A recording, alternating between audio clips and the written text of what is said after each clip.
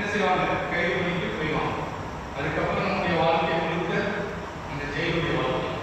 நீங்க என்னதான் பணம் செலவு பண்ணாலும் சரி, எவ்வளவு ஆள் இருந்தாலும் சரி, என்ன நடந்தாலும் சரி, நம்முடைய வாழ்க்கை எங்கே ஆயிடும்? ஜெயிலு தான், கடினம் இல்லையா?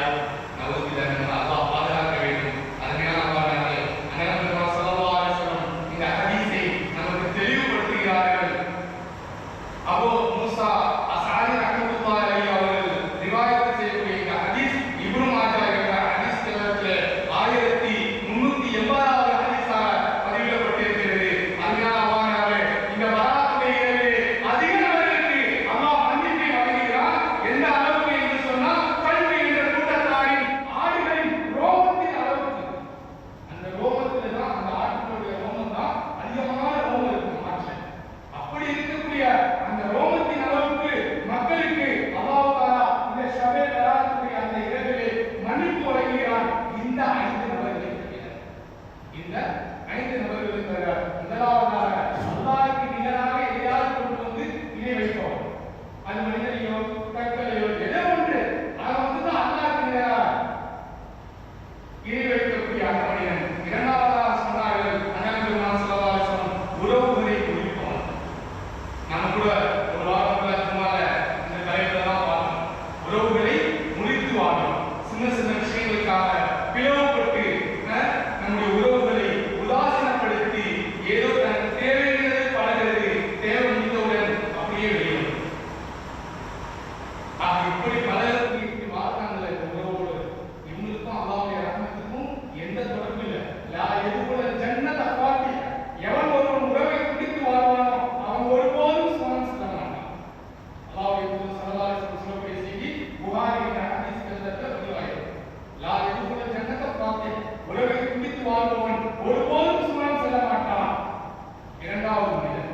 மூன்றாவது ஒரு விதமான மனிதன் பெற்றோரை உதாசீனம், சின்ன சின்ன விஷயத்துக்காக, அதாவது ஒரு வயதை அடைந்தவுடன், வயது அவர்களுக்கு முந்தித்தவுடன் அவர்களுக்கு என்ன பேசுவது என்பதாக, இதுதான் நாளைக்கு நமக்கும் இதே நேரம் தான் நாளைக்கு நமக்கு வயசாகல, அப்ப நம்மளுடைய நன்மை தான். ஆனா உணர்றது இல்லை, நாம அதை பத்தி சிந்திக்கிறதே இல்லை. அந்த நேரத்துக்கு கோபம் வந்துருது, அவங்க பேசணும்னு அவங்க நாம பேசிக்கணும், ஏசிக்கணும், அவர்களை என்ன செய்யணும், உதாசீனப்படுத்திக்கணும். இதனால் ஏற்படக்கூடிய ஒரு பின்விளைவு என்னவென்று சொன்னால், அண்ணன் பெருமான் ஸல்லல்லாஹு அலைஹி வஸல்லம் சொன்னாங்க, ஷபே பராத்ல அல்லாஹ் எத்தனை பேருக்கு மன்னிப்பு கொடுப்பான், இந்த பாவிக்கு கிடையாது. எந்த பாவி எவன் உலகத்தில் வாழக்கூடிய சமயத்தில் தன்னுடைய பெற்றோர்களை உதாசீனப்படுத்தினாலோ அந்த பாவிக்கு மன்னிப்பு மிக மோசமான ஒரு நிலை. அடுத்தபடியாக நாம் இப்பொழுது கூறியதை போது போதைக்கு அடிமையானார். இவனுக்கு இபாதத்தும் இல்லை, இவனுடைய இபாதத்து இருக்காது. அந்த இபாதத் செஞ்சாலும் ஏற்றுக்கொள்ளப்படும். எப்படி போதையில தான் இருக்கும். இப்போ கொஞ்ச நேரத்தில் அவன் தெளிவாய் குடிச்சு வந்தாலும் அடுத்து சும்மா முடிஞ்சு போய் என்ன செய்வான், ஆரம்பிச்சுவான். கட்டிங்கு போட்டு என்னமோ சொல்றாங்க இல்லையா, அந்த மாதிரி ஏதோ ஒன்று ஆரம்பிச்சுவான். மறுபடியும் என்ன செய்வான், பழைய நிலைமைக்கு போயிடுவான். இவனுடைய எந்த இபாதத்தாகவே கேட்கக்கூடாது. இபாதத்தே இல்லைன்னா அந்த மன்னிப்பு எப்படி வரும், அவனுடைய தௌபாவுடைய சிந்தனை எப்படி வரும்? அஞ்ஞானமான அல்லாஹ்வுடைய சிந்தனையும் பயமும் இருந்தால் மட்டும்தான் அந்த மனிதனுக்கு அல்லாஹ்விடத்திலே தான் மன்னிப்பு கேட்க வேண்டும் என்ற நிலை, தௌபாவுடைய சிந்தனை வரும். அல்லாஹ் பத்தி எந்த கவலையில சிந்தனை இல்லை, ஏதோ வாழ்றேன், ஏதோ பிறந்தேன், ஏதோ வாழ்ந்தேன் அப்படி சொல்லிட்டு போவாங்கல்ல, அது மாதிரியான ஒரு வாழ்க்கை வாழ்றானா அவனை எதிர்க்கே சேர்க்க முடியும். அது போன்ற மனிதன். ஐந்தாவதாக அண்ணன் பெருமான் ஸல்லல்லாஹு அலைஹி வஸல்லம் சொன்னாங்க, கொலை குற்றவாளி. கொலை செய்த அந்த மனிதனுக்கும் அல்லாஹ் இன்றைய தினத்திலே தௌபா பாவம் மன்னிப்பு வழங்குவதில்லை. ஆக அருமையானவர்களே, இந்த ஹதீஸை, இந்த சம்பவம் குறித்து நாம் இப்பொழுது எதற்கு செய்திகளை தெரிந்து கொண்டிருக்கிறோம் என்று சொன்னால், இந்த ஷபே பராத் இருக்கிறதா, இந்த இரவு இபாதத் செய்யலாமா வேண்டாமா என்றால் பலருக்கு மத்தியில கேள்விகள் இருக்கு. அல்லாஹ்வுடைய தூதர் ஸல்லல்லாஹு அலைஹி வஸல்லம் அறிவிக்கக்கூடிய இந்த ஹதீஸ் அபூ மூஸா அஸ்அரி ரஹ்மத்துல்லாஹி அலைஹி அவர்கள் அறிவிக்கிறாங்க. இப்னு மாஜா என்ற ஹதீஸ் கிரந்தத்துல 1380வது ஹதீஸாக பதிவிடப்பட்டிருக்கு. எந்த அதாவது இந்த இரவு வேணாம், அந்த நாள் வேணாம், இப்படி நாம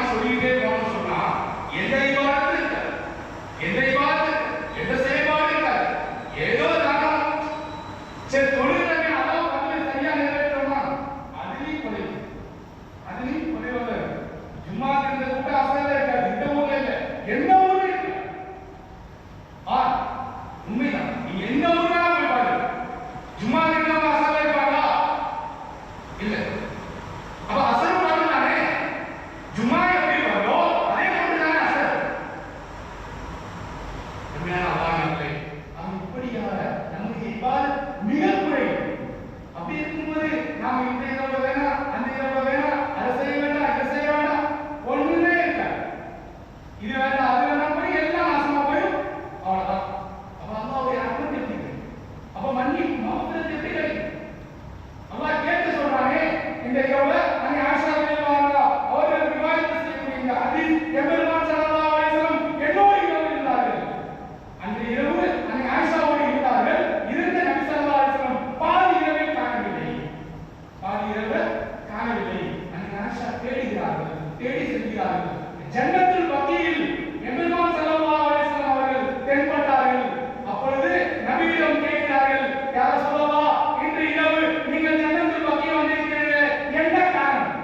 இது ஷாபானுடைய நிஸ்பு ஷாபான், ஷாபானுடைய பாதி 15வது இரவு. இன்று இரவுலே அல்லாஹ் தஆலா இந்த பராத்துடைய இரவுலே பாவ மன்னிப்பு வழங்குகிறான். நான் மன்னிப்பை நாடியவனாக இருக்கிறேன். யாரு மன்னிப்பு தேடி வந்திருக்கார்? அல்லாஹ் அக்பர், உலகத்துடைய தலைவர். அல்லாஹ் சொல்றான், லவ்லாக வமா ஹலத்துல் அஃப்லாக். நபியே நாயகமே, உம்மை படைக்கவில்லை என்று சொன்னால் இந்த உலகத்தில் ஒன்றுமே இல்லை.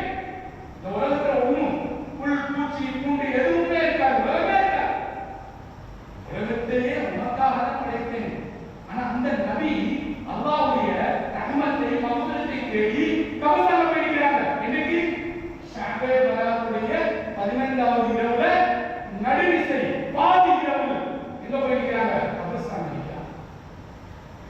அல்லாஹ்வே, அல்லாஹ்வுடைய தூதர் ஸல்லல்லாஹு அலைஹி வஸல்லம் அவர்கள் சொன்ன செய்த இவை இரண்டு தான் நம்முடைய வாழ்க்கை. இவை இரண்டு தான் நம்முடைய வாழ்க்கை.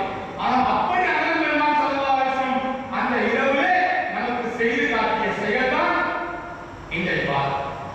அன்று பகல்ல அவங்க நோன்பு நோத்தார்கள். அல்லாஹ் தூதர் ஸல்லல்லாஹு அலைஹி வஸல்லம் நோன்பு வைத்திருந்தாங்க. அந்த இரவுல நின்று வணங்கினாங்க. நடுப்பகுதியில நடு இரவுல என்ன சொன்னாங்க? அபுசான் செய்து ஜியாரத் செய்தார்கள். அங்கு துஆ கேட்டார்கள். அல்லாஹ்விடத்தில் பாவ மன்னிப்பு கேட்டார்கள். மேலும் இந்த இரவை பற்றி சொல்லும்போது இந்த இரவுல 3 யாசின் ஓதுறவை ஏன்? கேள்வி. 3 யாசின் ஓதுறவை ஏன்? அருமையான அல்லாஹ்வே, நான் உங்களுக்கு தெரியாம தான் கேட்கிறேன். முஸ்லிமுக்கும் குர்ஆனுக்கும் தூரமா? முஸ்லிம் தான் குர்ஆன், குர்ஆன் தான் முஸ்லிம். ரெண்டு ஒண்ணுதான். வேறு வேறையா வேறுபடுத்த வேண்டாம். சூரா யாசின் எங்க இருக்கு? குர்ஆன்ல இருக்கு. அல்லாஹ்வுடைய தூதர் ஸல்லல்லாஹு அலைஹி வஸல்லம் சொன்னாங்க, அல் குர்ஆன், குர்ஆனுடைய இதயம் சூரா யாசின். சூரா யாசின் இல்ல, அது அல் குர்ஆன், குர்ஆனுடைய இதயம். அப்ப குர்ஆனுடைய இதயத்தை ஓதுறதுக்கு எவ்வளவு நமக்கு அறிவு சொல்லணும். நம்ம என்ன பைத்தியக்காரன், ஒண்ணு தெரியாம இருக்கோம். எவ்வளவு நமக்கு அறிவு சொல்றது. அல்லாஹ் நல்லடியார்களே, அருமையாக எம்பெருமான் ஸல்லல்லாஹு அலைஹி வஸல்லம் சொல்லக்கூடிய செய்தி அன்னை ஆயிஷா ரலியல்லாஹு அன்ஹா அவர்கள் ரிவாயத் ஆகிறார். பல ஹதீஸ்களை அன்னை ஆயிஷா ரலியல்லாஹு அன்ஹா அவங்க தான் ரிவாயத் செஞ்சிருக்காங்க. சிறிய வயதிலிருந்து ஹதீஸ் கல்வி மீது ஆர்வம் கொண்ட சஹாபி பெண்மணி அவர்கள் ரிவாயத் செய்கிறார்கள். எம்பெருமான் ஸல்லல்லாஹு அலைஹி வஸல்லம் இந்த பராத்துடைய இரவு மக்ரிபுக்கு பிறகு 3 யாசின் ஓதி துஆ செய்தார்கள். முதலாவது யாசின் இதற்காக நீண்ட ஆயுள். எல்லா மனிதர்களுமே எதிர்பார்த்த ஒரு செய்தி. யார்கிட்ட கேட்டாலும் நான் ரொம்ப நாள் வாழ்ந்தேன், நினைப்போமா இல்லையா? எல்லாரும் நினைக்கக்கூடிய ஒரு விஷயம் தான், நான் ரொம்ப நாள் வாழ்ந்தேன். அப்ப அல்லாஹ் கேட்க சொல்றான் இல்லையா? அல்லாஹ் கேட்க சொல்றான். அப்ப நீண்ட நாள் வாழ வேண்டும் என்பதற்கு அல்லாஹ்விடத்தில் முதலாவது யாசின் ஓதி துஆ செய்யணும். இரண்டாவது யாசின் நிறைவான உடல் ஆரோக்கியம். இன்னைக்கு அதெல்லாம் ரொம்ப கேட்கணும். ஏன்னா பணத்தை ஒரு பக்கம் சம்பாதிச்சு அப்படி கொண்டு போய் ஆஸ்பத்திரி போகுது. வேற யாருக்கும் கொடுக்குறாங்க என்னன்னா வரவே வராது. வேற யாருக்கு கொடுக்குறேன்னா வராது. எங்க கொண்டு கொடுக்குறது? ஆஸ்பத்திரி கொடுக்குறது. அவன் என்ன செய்வான்? மாடிக்கு மேல மாடியா கிடைக்கும். புதுசா இருக்குன்னா யாரை நம்பி எடுக்கலாம்? எல்லாம் நம்மளை நம்பி தான் எடுக்கலாம். யாரை நம்பி எடுக்கலாம்? வருவாங்கிற நம்பிக்கையெல்லாம் எடுத்துக்கணும்.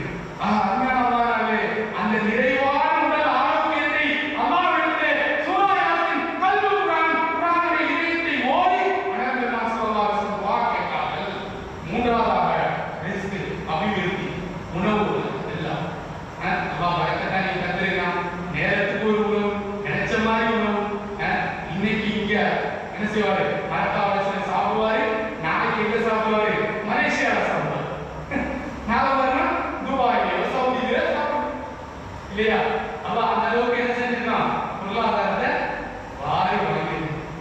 அல்ஹம்துலில்லாஹ். அருமையான அல்லாஹ்வினாலே அப்படி அல்லாஹ்விடத்திலே வரக்கூடிய இடங்களிலே 3 யாசின்கள், 3வது யாசின் ரிஸ்க், உணவு அபிவிருத்திற்காக அல்லாஹ்விடத்திலே ஓதி நாம் துஆ செய்ய வேண்டும். இதற்கு ஆதாரம் கேட்டால் என்னை அனுப்பும் இன்ஷா அல்லாஹ்.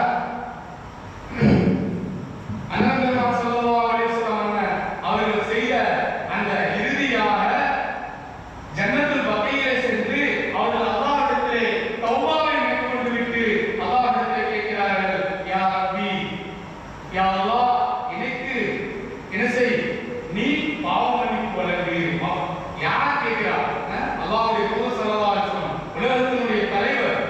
உங்களுக்கோ எனக்கோ இல்ல, பல கோடி முஸ்லிம்கள் மட்டுமல்ல, ஒட்டுமொத்த உலகத்துக்கு அல்லாஹ் சொல்றான், ரஹ்மத்தை நான் இறக்கினேன். அந்த ரஹ்மத்து அன்னபி ஸல்லல்லாஹு அலைஹி வஸல்லம் அவங்க கேட்ட துஆ எப்படி? எனக்கும் என்னுடைய உம்மத்திற்கும் யா அல்லாஹ் மன்னிப்பு வேண்டும் என்பதாக அல்லாஹ்விடத்தில் கேட்கிறாங்கன்னு சொன்னா, நாம் அந்த இரவுல என்ன இபாதத்தை எப்படி செய்யணும்? ரமலானிலே ஒவ்வொரு நாளும் நம்முடைய செயல்பாடுகள் அல்லாஹ்விடத்தில் கொண்டு செல்லப்படுகிறது. ஒவ்வொரு நாளும் நாம் செய்யக்கூடிய இபாதத்துகள், வணக்க வழிபாடுகள் அது அல்லாஹ்வுடைய சன்னிதானத்தில் கொண்டு செல்லப்படுகிறது. இன்னைக்கு ஃபஜ்ர்ல இருந்து மக்ரிப் வரை, மக்ரிபுக்கு முன்னதாக நாம் செய்யக்கூடிய எல்லா இபாதத், வணக்க வழிபாடுகள் அது எது செய்தாலும் நன்மை என்றால் நன்மை, பாவம் என்றால் பாவம், இவை அனைத்தும் அல்லாஹ்விடத்தில் சப்மிட் பண்ணப்படும் ஒவ்வொரு நாளும். இதே மாதிரி ஒவ்வொரு வாரமும் ஒரு வியாழனுடைய அந்த அதாவது திங்களுடைய காலையிலிருந்து அடுத்த வியாழன் வரை, இதே போன்ற அடுத்த வியாழன், இப்படியாக ஒவ்வொரு வாரமும் அல்லாஹ்விடத்தில் கணக்கு கொண்டு போய் செலுத்தப்படுகிறது. அதே போல மாதத்துக்கு ஒரு முறை நம்முடைய செயல்பாடுகள் இதையெல்லாம் அல்லாஹ்விடத்தில் என்ன செய்யறாங்க? கொண்டு போய் சேர்க்கிறோம். அதுதான் அல்லாஹ்வே நம்முடைய இபாதத், வணக்க வழிபாடு அது அல்லாஹ்வுக்காக இருந்தது என்று சொன்னால், அதை அல்லாஹ்வை கொண்டு போய் சேர்க்கும் போது அல்லாஹ்வுடைய ரஹ்மத் என்ன செய்யுங்க? ஆட்டோமேட்டிக்கா நம்ம தேடி வரும். அந்த இபாதத்துல குறைபாடு இருந்துச்சு, அது அல்லாஹ்வுடைய ரஹ்மத்தை விட்டு தூரம் இருந்துச்சுன்னு சொன்னா, நவுதுபில்லாஹ் மின்ஹா, அல்லாஹ் நம்மை பாதுகாக்க வேண்டும். ரஹ்மான் அல்லாஹ்வே அல்லாஹ்வுடைய கோபத்துக்கு என்னைக்கும் ஆளாயிருக்கிறார். அல்லாஹ் பாதுகாப்பான். ஆக இந்த நிஸ்பு ஷாபானுடைய அந்த பாதையில் இருக்கிற அந்த இரவு வரக்கூடிய வியாழக்கிழமை மகரிபுக்கு பிறகு இன்ஷா அல்லாஹ் நம்ம பள்ளியில 3 யாசின்கள் ஓதி துஆ செய்யும். ஜமாத்தார் அனைவரும் திரளாக கலந்து அந்த நல்ல இபாதத், அந்த வணக்க வழிபாடு அல்லாஹ்வுடைய திருமறை வசனம் மூலப்படுகிறது. அதில் செய்யப்படக்கூடிய துஆவை அனைவரும் உண்மையானவாகவே சில இபாதத்துகளை, வணக்க வழிபாடுகளை நாம் சொல்லும் போது அது செயல்படுத்தினால் என்ன நன்மை என்றுதான் பார்க்க வேண்டும் என்பதை மாறாக இது ஏன், எதற்கு என்பதாக குர்ஆனையோ அல்லது இபாதத்தையோ கேட்கிறார். இது அறிவுள்ள ஒரு மனிதனுடைய செயல் அல்ல. இது அறிவும் தெளிவும் உள்ள ஒரு மனிதன் ஒருபோதும் இந்த செயலை செய்ய மாட்டான். அதை நாமும் செய்யணும். நாம செய்வார்கள் அதை செய்யக்கூடாது. ஏன்னா குர்ஆன் யார்? அல்லாஹ்வுடைய வசனம், கலாமுல்லாஹ், அல்லாஹ்வுடைய வார்த்தை. அதை ஓதுறதுக்கு நாம ஏன் நேரத்தாக பார்க்கணும்? யார்கிட்ட கேட்கணும்? அல்லாஹ் அல்லாஹ்வுடைய வசனத்தை ஓதி அல்லாஹ்விடத்திலே மன்றாட வேண்டும். அல்லாஹ் ஸல்லல்லாஹு அலைஹி வஸல்லம் சொன்னாங்க, தௌபாக்கு கால அவகாசம் வழங்கினான். அல்லாஹ் கால அவகாசம் வழங்கினான். எதுவரை தௌபா, எதுவரை பாவம் மன்னிக்கப்படும் என்று சொன்னால், ஒரு பாவத்தை நாம் செய்துவிட்டு அந்த பாவத்திற்கான மன்னிப்பு அடுத்த பாவம் செய்யும் வரை அல்லாஹ் கால அவகாசம் பாவம் செஞ்சவன பாவம் கணக்கில் எழுதுறது. பாவம் இந்த 2 மலக்குகள் இருக்காங்கல்ல, வலது புறத்துல ஒரு மலக்கு, இடது புறத்துல ஒரு மலக்கு. இந்த மலக்குகளுடைய வேலை என்னன்னா, நம்ம செய்யக்கூடிய செயலை அப்படியே எழுதிடும். எது செஞ்சாலும் அப்படியே எழுதிடும். பாவம் செய்யலாமா அதை மட்டும் எழுதணும்.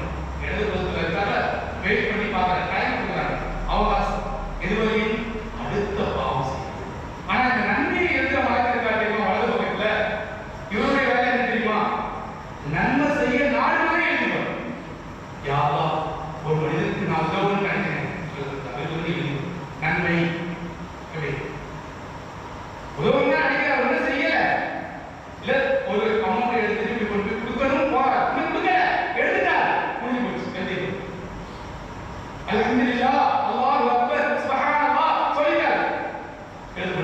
யா அல்லாஹ் இன்னும் நான் இன்னைக்கு மகரிபுக்கு பிறகு கொஞ்ச நேரம் உட்கார்ந்து திக்ர் செஞ்சு கொண்ட துஆ செய்யணும்னு நினைக்கிறார், எழுதப்படும்.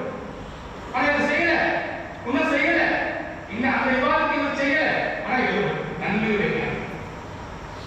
அதே பாவம் இருக்குல்ல, செய்ததற்கு பிறகு பாவம் செய்துவிட்டோம், ஆனா அல்லாஹ் உடனே எழுதுறது கொஞ்சம் அவகாசம், டைமிங். இதுவரையும் அந்த பாவத்தை தௌபா செய்யறோம்னா நம்ம பார்க்கலாம், தௌபா செஞ்சா நினைச்சலாம், இல்ல அப்படியே இருக்குது அடுத்த பாவம் செஞ்சிட்டோம். இது மாதிரி பாவம் யாருக்கு தெரியுமா? நாங்க ஷபே பராத்துல கூட சில பேருக்கு அல்லாஹ்வுடைய மன்னிப்பு கிடைக்காதுன்னு சொல்லி ஒரு 5 பேரை சொல்லி சொன்னாங்க. ஒன்று நீ வைக்கக்கூடிய மனிதன், இன்னொன்னு என்னது பெற்றோர்களை உதாசீனப்படுத்தக்கூடிய மனிதன், இன்னொன்னு என்ன செய்யணும் போதைக்கு அடிக்கணும். சர்வசாதாரண அதுலதான் மாட்டி என்ன செய்யறாங்க, தன்னையும் தன்னுடைய வாழ்க்கையும் சீரழித்துக் கொள்வது மட்டும் அல்லாமல் குடும்பமும் நடுத்தருக்கு வரும். கண்கூடா பார்க்கக்கூடிய செய்தி. ஏதோ சொல்றாரு இல்ல, அது ஏதோ சொல்றா, யோசிச்சு பாருங்க, சிந்திச்சு பாருங்க, ஏதோ சொல்றா கண்கூடாக எத்தனையோ பேருடைய வாழ்க்கை கேள்விக்குரியாக தலாக்கு குலா எல்லா பிரச்சனையும் எதனால வரும்? அதனால பாருங்க அல்லாஹ் தஆலா நமக்கு இதை விட உன்னதமான ஒரு வார்த்தை வச்சிருக்கான். இந்த உலகத்துல வாழவில்லை, இதை விட சிறந்த ஒரு வார்த்தை அல்லாஹ் வச்சிருக்கான். எங்க நாளைக்கு ஆசை உதாரணத்துக்கு ஒரே ஒரு செய்தி. அதனால அல்லாஹ்வுடைய இறையில இருக்கிற பள்ளிவாசல் இதை பராமரிப்பு செய்யறாங்க, தூய்மை பணி செய்யறாங்க. ஒவ்வொரு வியாழக்கிழமையும் மகரிபு இஷாவுக்கு பிறகு நம்முடைய மாணவர்கள் அல்லாஹ் தஆலா இவர்களை பாவமற்றவர்களாக பரிசுத்தமானவர்களாக தயாரிப்பு அல்லாஹ் பாதுகாக்கிறான். ஒரு மனிதனை தவறு செய்யாம அல்லாஹ் பாதுகாக்கிறான். ஒன்று. இரண்டாவது, இவர்களுக்கு நாளை ஆசிரியத்துடைய வாழ்க்கையில இந்த உலகத்தை விட 100 மடங்கு சிறந்த கன்னிகள் என்று சொல்லக்கூடிய அந்த ஹூரின் பெண்கள் கிடைக்கும். என்ன அர்த்தத்துக்கு சொல்றாங்க? ஹதீஸ் எல்லாம் சொல்றேன். அதிகமான இது யாருக்கு வாய்ப்பு இருக்குன்னு சொன்னா மோதினார்கள், பள்ளிவாசலுடைய மோதினார்கள் தான் இது வாய்ப்பு. நீங்க சவுதி துபாய் எல்லாரும் போயிருப்பீங்க. சவுதி மக்கால பாருங்க, எத்தனை இந்தோனேஷியா, அதே போன்று தாய்லாந்து, இங்க இந்தியா, பாகிஸ்தானியர்கள் அதிகமாக இந்த வாய்ப்பு கிடைச்சு. ஆனா அடிமையாளர்கள் எதற்கு சொல்லி சொன்னா சிறிய ஒரு விஷயம், அல்லாஹ்வுடைய இறையில ஒரு ஏதோ ஒரு அசிங்கம், ஒரு ஏதோ ஒன்று கிடைக்கிறது, அதை எடுத்து அவன் வெளியே போட்டேன், இது ஒரு அமல், இது ஒரு இபாதத், இதற்கான கூலிதான் நான் இப்ப சொன்ன செய்தி. நான் இப்ப சொன்னேன்ல, இந்த உயர்தரமான கண்ணீர்கள் வயசாவது மாறவே மாறாது, இளமையாவே இருப்பாங்க. சுபச்செய்தி ரசூலுல்லாஹ் சொன்னாங்க, சஹாபாக்கள் மத்தியில சுபச்செய்தி சொல்றேன் என்பதாக இந்த செய்தியை சொன்னாங்க. அருமையானவர்களே, சின்ன ஒரு விஷயத்துக்கு இவ்வளவு பெரிய கூலி அல்லாஹ் நியமத்தை வழங்குறான்னு சொன்னா நாம் செய்யக்கூடிய இபாதத் அது முற்றிலுமாக அல்லாஹ்வுக்காக என்ற உணர்வோடு இருந்தது என்று சொன்னால், அதை அல்லாஹ் அங்கீகரித்து விட்டான் என்று சொன்னால், நாம் எதிர்பார்ப்பதை விட மிக சிறந்த நியமத்துகளையும் அல்லாஹ் தஆலா அதே போன்று நற்கூலிகளையும் வழங்க இருக்கிறான். அத்தகைய நற்பாக்கியம்